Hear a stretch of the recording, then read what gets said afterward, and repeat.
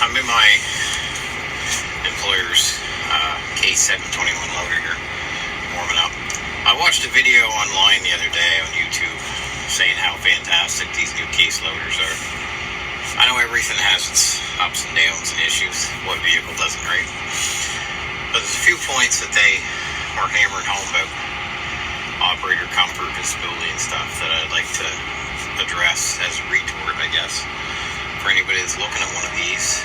If you're looking at one for yourself, or you're an employee like me and they're going to replace your machine, and people may be telling you this is the best one, maybe you think it is, maybe you don't.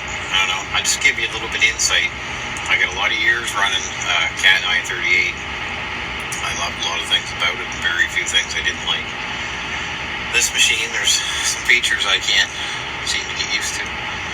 Anyway, I'll just, the video had so many positive points that, of course, it's a case promotional video, so it left out anything else, but I want to give you a few little things that I think were seriously overlooked with these loaders. So anyway, let me flip her around here and let's go from there. So, one thing I love is this touchscreen setup. So you can put this on your backup camera. So you have your time here, which is nice, but no temperature. Like, why? And as you can see, this loader's quite new, 362 hours now, all with me. Why no temperature in this day and age? I mean, the thing's got probably 50 sensors to tell you what the temperature is. See, and the thing I don't like here, when you put the backup camera on, I love you can put it on all the way, all the time. That's great. But you lose your time. I don't know why that needs to be. I'm not a big fan of that. And something else they promote is awesome mirrors. And I gotta tell you, tree branches just for plowing streets or to hang it over. I broke two on the left side, one on the right, because they're real light duty, real light plastic. And all those plowing the same streets back to back with the old Cat. I never had a mirror break on it.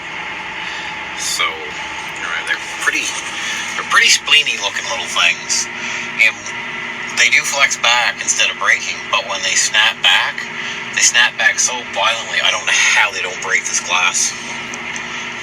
It's really violent. And then on the other side here, when it does it, you can't get the door open. It's a very big fight to get the door open with that mirror slam back against it because it folds back way too far. Now, something else they go on about how great it is the ventilation and stuff, which it does have a great heater. Very strong, great air conditioner. But something they failed to mention is this window opens, and like a lot of backlit stuff, you can put it in one spot. And it pretty much has to be here in the winter time so it doesn't fog up when you're plowing. But on this side, you've got a fixed window. So there's no chance of getting any ventilation or defrosting on that side, which sucks.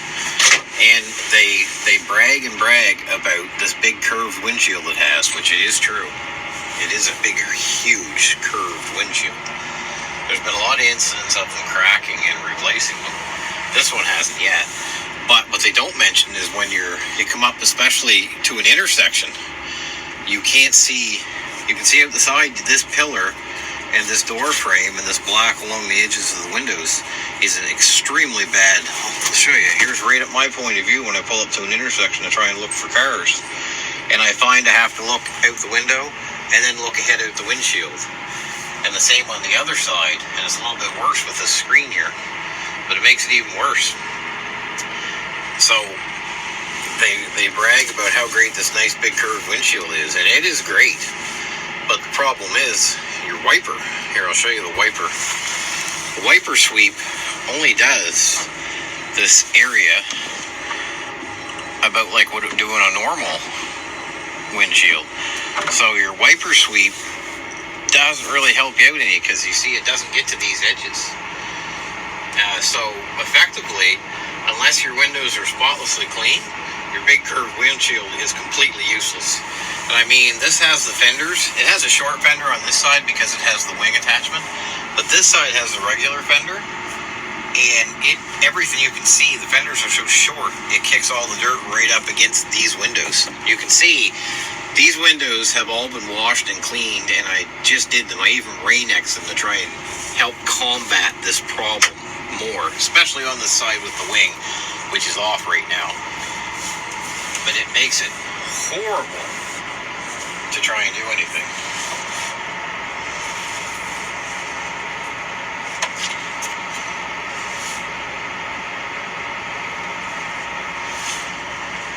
Anyway, my one last thing I want to point out is that you can't reach this latch to open the door from the ground, which is a major issue to me.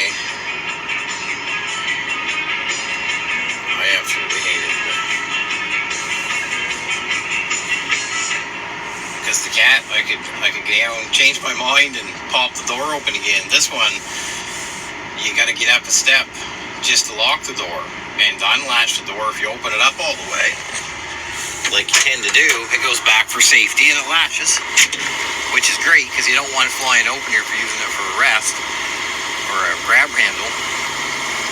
But the problem is, I said you can't reach this from the ground. If you get out and it snaps open, you got to climb back up in to do this, and then you got to step around it.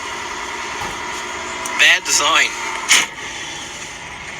So already there's about 4 different things as far as the operator comfort and convenience that you won't see in any case video. I mean, they've all got their issues, but none of these issues I've had to deal with before. Like the machines, the 721, all kinds of power, smooth, great seat. And that brings me to another point, this heated seat. Here's the button right here. And this is a nice big, so we're going to flip around for a second. This is a nice big case deluxe seat.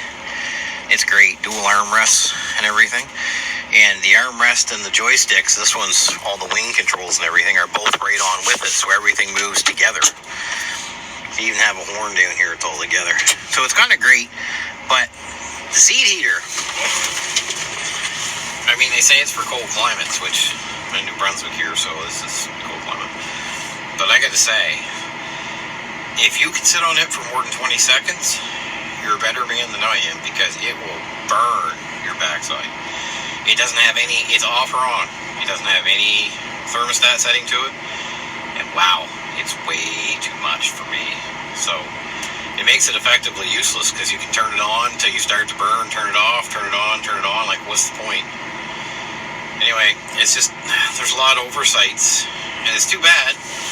I mean, and some stuff like this window screen thing with the hinge mechanism, I mean, that's, they get that at the dollar store. There's another one back here. Anyway, I said they've all got their problems. I gotta say the service guy has been outstanding.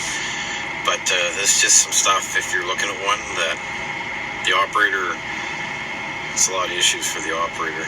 I mean, it's a great machine. I've been trying to come to terms with it. I've been running this exclusively for a year and a half now. And like I said, there's a lot of great stuff, but just the negative stuff for the operator kind of darkens the whole experience. Anyway, folks, I just thought I'd throw it out there for any of you case 721, case maybe even 621, whatever the lineage is. Just as thoughts to, in case you're going to be getting one or looking into one. Thanks again, folks. It's Derek with the OTC, or On the Jeep channel.